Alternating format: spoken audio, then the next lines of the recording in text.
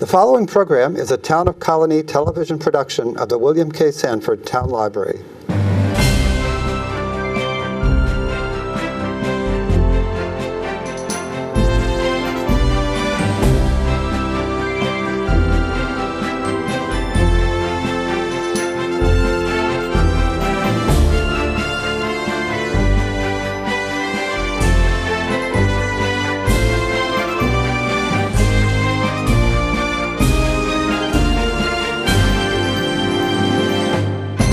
Welcome to Getting to Know You. My name is Joe Nash. Today we're going to be talking about the Adirondack Folk School. Again, this is our third or fourth visit. We have with us Scott Hayden, the Executive Director, through right up Exit 21 at Lake Luzerne. And we have Jim Schreiner. He's one of the teachers. So welcome, Scott and Jim. Thanks. Thank you. Let me go with Scott first. I'll just tell people the Adirondack Folk School has over 200 courses all year round, mainly in the summer though. And they teach Adirondack style folk crafts, and they have instructors from all over the country, all over the world, world class, and they have classes in canoe making, kayak making, fiber arts, soap making, leather, jewelry making, gardening, drawing, painting, cooking, food, the always popular blacksmithing, and then we're going to talk today about furniture making with Jim. So, Scott, tell me about how this. You still have over 200 classes? Oh yes, almost 250 this year. And then we don't want to. We always talk about the blacksmithing, but is that still the ever popular? Oh yeah, still ever popular. Still our biggest program. And so, what's new this year? How did this year go? This year went very well for us. We saw another great increase in overall enrollment, another 20% over last year's incredible growth. So probably one of our biggest years ever. I'm happy to say thanks to instructors like Jim. I'll go to Jim. Jim, you were at this place, the Adirondack Folk School, before Scott. You were one of the first teachers back in 2010. You're the owner of Great Sacandaga Designs, that company. Yep. I understand that company is only you, though. Is that correct? Yes. Yeah. So and you make furniture and wood. Okay. What do you? And I win Employee of the Month almost every month. You do. So you were there from the beginning. You've taught right from 2010. Yes. So what's this year you taught rustic headboard making, birchbark picture frames and mirrors. I got this right here. Yeah. We'll talk about this a little bit later. Rustic end tables, Adirondack bookcases, an Adirondack coffee table, and you teach classes in woodworking, hand tool basics. So the word rustic comes up all the time here. Yes. So tell me about what you do with your company and at the school. Okay, my company is Great Sacandaga Designs. I build rustic and traditional furniture for clients all over the U.S. and the world at times. And they're all unique pieces, right? Yes, all unique. So they're made for specific things. Somebody will say, I need an entertainment center 10 feet high, 15 feet wide, or whatever, and then we work back and forth. And well, you go for that Adirondack. Yes, the Adirondack feel. Okay. And if they want it just traditional, I'll do that too. But mostly, I'm better known for my Adirondack rustic stuff. Okay, and it says here you make cabinets, bookcases, yes, credenzas, dressers. Yeah. Okay, so this is intriguing. What's an Adirondack coffee table? I mean, how is that different than our? It's basically a coffee table, but it's got log legs and a rustic top, and maybe birch bark and twig design around the skirt. All right. So it feels like you're in the woods. And it's for your furniture that you make. You also have because I saw some pictures. You have carvings along. How do you do the carving? I'll incorporate a lot of wood carving into mine. When I first got involved, people would build a rustic piece of furniture and then they do a little painting. Yeah. And since I was a horrible painter, for some reason I could carve something and make it look realistic. So it became my thing. So I've been carving in my furniture since the beginning. So if you had like a wardrobe or something, you'd have all carvings? Yeah. Oh, okay. Like I've carved like doors, where the doors come together, it looks like a tree growing up. Oh, okay. And it splits in the middle, then I'll carve like the parents' names in the roots and maybe the kids in the branches and just things like that. So Scott, it sounds like Jim probably has won Employee of the Month many times. A few for sure. So, now Jim, it says besides you work with logs and wood and everything. It says here you work with bark, twigs, besides all the wood? So I'll Maybe you could talk about how you incorporate Yeah. this thing.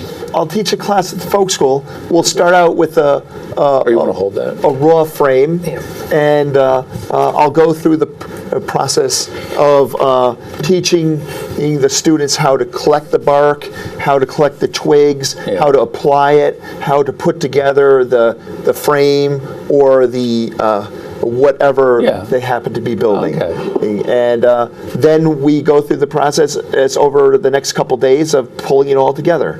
Okay. Now, is that a pretty popular class? Yes, the frame making class, because you could be a total beginner and it's not scary. Like some of the other classes, they could probably do too, but they're like a bookcase. It's a little scarier looking at it. This, it's like, I could do that. But once they do this, they know they'll be comfortable doing the bookcase, because I tell them it's the same thing, but just in a larger scale. Okay. Yeah. And then people saw that. Here, let me take that back. So yeah, you can see how it has. I'll just show it. You got bark in through here, and okay. So I don't know if they're twigs, but pretty close. Yes, So like the middle twigs there are beaver twigs, where the beavers have chewed it. And that's a little more difficult, because as you want them only to chew a little bit of the twig. You have to give it to them and then pull it away quick before. No, just kidding.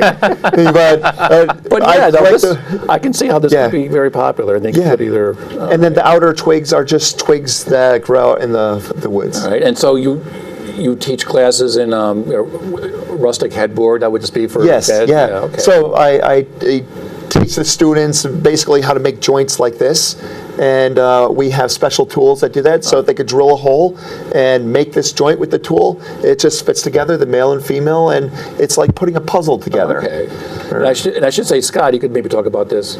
Your classes go everything from a couple hours long to several days to even, if I remember correctly, the canoe making takes a week or two? Just about 2 weeks for the canoe, just under 2 weeks. Well, you have a wide range of... We do. Like I said, 2 or 3 hours for some of our classes.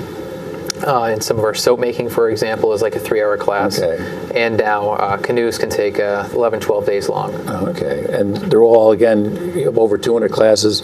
Are some of the classes, you also have jewelry making, leather, glass arts? What does that entail? Just art? You have artisans that do that stuff? We do. We're really blessed to have some of these amazingly talented artisan instructors who are not only gifted in their own individual craft, but they're really, really able instructors who can, somebody like Jim, who can relate their technical knowledge and expertise in whatever field of craft to somebody who has no knowledge, like myself. And then but I think you've had people from all over the world, right? We have. I think when you were here last, you were telling me somebody from Russia? We had like Russian the foremost expert in something? Yeah, plated basketry with Birchbark. His name's Vladimir Yarosh, so he came over from Novgorod, Russia.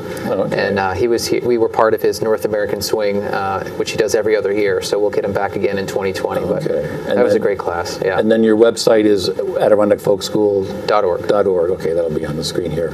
So Jim, you've been teaching there now for 8 years. What are your students like? Are they literally a novice? I mean, could I make one of these? Or do you have people who really want to make a big cabinet? My students are awesome. It could be a total beginner to somebody with intermediate or expert skills. And everybody goes home with a frame, table, bookcase, whatever we're doing. I make sure that all of them finish and go home with something. And then what is the class you have on woodworking hand tool basics? Yeah. Do you have some? So I don't have any of the basic hand tools. But these are the tools you would have used in the era before? Yes. Power tools? Yeah, so I go through a list of hand tools like saws and chisels, and a lot of people don't know how to use them, so we go through each tool, how to use it properly, and then we might make a little box. I teach them how to do a dovetail or something, and it's just getting them comfortable and using the tools that might be laying around their house. So I should say you're probably a good teacher for this, that Jim here lives up in Day, New York, right on the Lake Sacandaga, and you live in your own let me see, I hope I say this right, octagonal house? Yes. Log cabin that you built yourself, you built 3 of them? Yes. Is that? Yeah. Years ago, my family moved up into the mountains there, and we built 3 octagonal log cabins because they wanted it a cabin with like a 50-foot living room, but we didn't have 70-foot logs. Oh. So with the octagon, we were able to get away with 18 to 20-foot logs. And so we built one for my parents, one for my grandparents, and then one for my brother. And Are they all like right next? well, they're in this on the same 175 acres. All right. So I'm renting my grandparents' house right now because they've passed away. And you said, this was back before we started, you were telling me, they fled New York City in the 1960s. Yeah. Ended up living in the woods. You the first couple of years of your life, you lived in a tent. So Yes, yeah. I take it they were some kind of hippies or something. Yeah, probably.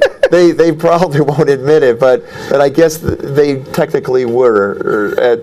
They just not with my dad didn't have the long hair, but he was out there. They made a lot of their own foods, like they grew a lot of their stuff. And then you lived in a tent while they were building all this. My brother and I would go out in the winter and chop holes in the ice. So we could pull the water up and stuff. And then you and your brother, we were getting away from the folk school, but your story is so interesting. You and your brother became world-class athletes and living up there. And Yes, yeah. Okay, your brother was in the Olympics with the biathlon? Yeah, my brother was a 3-time Olympic biathlete, and his wife was an Olympic biathlete. And I'm the only one in the family, immediate family, that didn't make the team, so they make fun of me at family get-togethers. But but you only missed making the Olympic team by 2 1,000ths of a second. 200ths of and a they second. have to get on you about that? Yeah. Come on. Yeah, they go, you were going so slow that day. So Scott, what else? How Jim's classes he has like 6 or 7 classes. Are his classes very popular? Very popular. Oh, okay. Yeah. So like this Birchbark class that we have coming up in a couple of weeks, we just added recently, and it's almost full already. We just put it up on our website. For the Birchbark picture frame class, and it's almost filled already. So yeah, Jim's classes are popular, and he's teaching. I think we're talking like 19 classes in 2019 so far. Okay. So Jim keeps coming up with new ideas and new ways to teach and reach students. Well, it seems like in these times we live in, this kind of stuff must be good for your mind or something. I don't know. Do you find that, Jim? Or? Yeah, and it's neat because they can go in and they can make something with their hands, and it's not as stressful as their jobs usually. Yeah. So and they'll make furniture, and then they'll say, "Wow, can we have a class making such and such? Because I need that in my house." So then we'll put together a class, and we'll do a class on that too. So for when you're not at the school, for your great Sagandaga design, that's all people have to contact you if they want to make. Okay. Yes. And you've made things for people all over the world? Yes. Okay. Yep.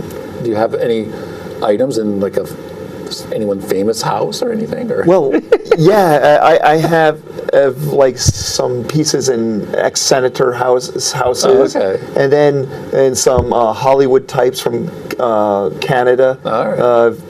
Built some pieces of furniture for them too. So you do have a world-class. There's a world-class faculty up there. Oh, absolutely. So why don't you tell me about the birdhouse, Scott? And sure. You were getting some more. You were able to get some more funding for your. Yes, we've been. Where we're located in Lake Luzerne, the town has been extremely supportive of us, and we were able to get some grant funding to do upgrades to our building. And we have a brand new siding, so this is actually what it looks like, this board and batten siding. Hold it up a little higher. All right. Okay, All right. So that's the siding. This birdhouse is made out of the same stuff. Yeah, so we had a bunch of cut ends, and the head of the crew was like, "Hey, how about some birdhouses for the town?" I'm like, "That's a great idea."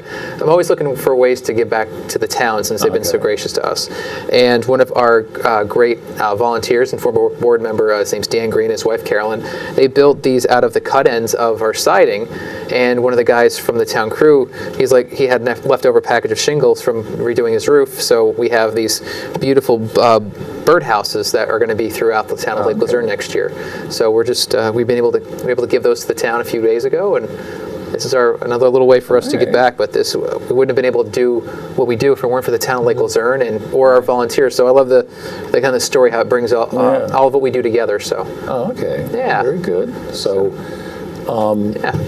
let me see what else we have here. What's your classes are light over the winter, are they not, or December? For about 3 months now. November is just as busy as May Really? this year. Okay. Yeah, it's been wonderful. People have really, the more people hear about it, the word of mouth gets out there, and people are finding. You're speaking of people looking for something extra, and Well, besides the teachers coming from all over the country and sometimes the world, people travel. It isn't just people from down Capital District and Right. New York State. People come and take your classes from everywhere. Jim, you have people. We just had a guy take my class from South Dakota, Yeah. and he flew out especially for this. For your class? Yeah. Yeah. Oh, okay. So that was pretty cool. yeah. And you have people for your other, a lot of your other classes, don't they come from all over? They do. The internet's been great for the school, considering the nature of what we make, of how modern technology attracts people from all over the North America to our school. So we'll have people who will fly in or drive great distances to take our classes with our wonderful instructors, because we're one of the few places around that offer such a diverse offering of different crafts and projects. Well, and if you go on the website and read the courses, all the teachers are on there. I mean, they are very within their field. They are sort of, the very, I guess, famous. Is that a famous very word? very well regarded within their different areas. So of craft. people, some of these teachers, like Jim, people would actually drive from North Dakota just to take the class. Right. Yeah. Yeah. Well, up from we get a lot of. I mean, since we're in the Northeast, people from all over New England to New York State, Pennsylvania, Ontario, and Quebec will drive here a lot. That's the bulk of our travel. Okay. So we're, it's one of the reasons the school was founded where we are, is to attract people to Lake Luzerne who wouldn't otherwise travel there. So we're kind of part of that creative economy and tourism economy. Okay, good. And what's on the future plans? Well, coming right I mean, up. long range. Yeah, well, short range right now, we have our, behind me, with the okay. Adirondack Kindle Mart that we... December 7th through 9th at the school? Okay. No, at the Charles R. Wood Festival. Oh, I'm sorry, at Lake George. Is Yes. it Lake George? Yeah. That's with the Lake George Regional Chamber of Commerce, who they were on a few weeks ago with you. So we've partnered with them to offer up our number of our artisans, along with many Oh, you're others. going to be at the thing at Lake Yes. George. Okay, Yeah. I'm sorry. That's Yeah. right. That's right. Yeah. It's coming back to me. That's all right. They mentioned you guys. Okay. Well, I thought I mentioned it again. No, Yeah. we're hoping to help bring people to Lake George in December who wouldn't otherwise travel up. okay. It's a beautiful area. You can see the type of crafts that we have to offer, Okay. and we're really excited to be a part of that with Lake George. We have our 2019 catalog. We'll be launching really soon. Okay. So We always have a big stack here in the library, and they're usually gone within a week or two. that's great. Send them down. No, we're really grateful that the libraries around here offer our catalog. You can find our classes online, of course, and we have. Are you adding anything new or the same? A lot of the same. A lot of the same tried and true classes, but we always are looking for different classes. So, like Jim has added, like I said, Well, it sounds like you're double Rustic this class. dog bed, rustic dog bed, and all sorts of new Well, it sounds like your teachers come up with their own. It's ideas. totally organic, because the teachers will come to us. I really want to teach this, and we're like, that sounds like a great idea. Let's try it. So one of the great classes Jim is going to offer with another board member and volunteer is tool safety. So Jim will handle the hand tools, and the other Frank, the other guy, will handle all the power tools, and we'll split it up. So because we do have a bunch of a lot of novices and beginners who they want to do this, but they want to become comfortable with the tools, which could be very dangerous if you don't know what you're doing. So we have experts who are happy to teach, and that's a great thing. People are like Jim are always looking for other reasons to let's say excuses to come back to the school again and again, to either teach a class or to take a class. So, and Jim, what can you say? You've been there since 2010, since the beginning. How have you seen the school grow? And it's It's been doing great. We've been growing every year. Our classes have more people in them than they ever have before. And a lot of returnees. yeah, we're getting lots of returnees from all over the place, and they're telling their friends. So, things are going pretty well. Oh, okay. So, have I forgot anything? These are some of the things. These are little jewelry boxes. Shaker oval boxes. Shaker oval boxes. I knew it Yeah. probably had a name. This looks like, what is this? That's a wooden vase. Okay. Just an example of what we do with our wood lathe. Yes. Now, I should tell people, Jim's a furniture maker. Our elevator at the library is broke. You had this nice piece of furniture we can't show you. I'm sorry, but your website, Great Sock and Dogger Designs. Yes. Was that the website, Great Sock? Yes. Yep. www.greatsockanddoggerdesigns.com. .com, because you're a company, but Jim's stuff, you can see all his furniture. It's really amazing, with the wood carvings especially, and you could contact him if you want to make Yes, something. thanks. So thank you for coming down, and Scott, as ever, good luck. And Thank you very Jim, much. really nice to meet you, Jim. Thank you. Yep. And I tell your brothers, and it's only 2/1000ths of a second to get off your case there. Yeah. Right? So thank you for coming, and we'll see you next time on Getting to Know You.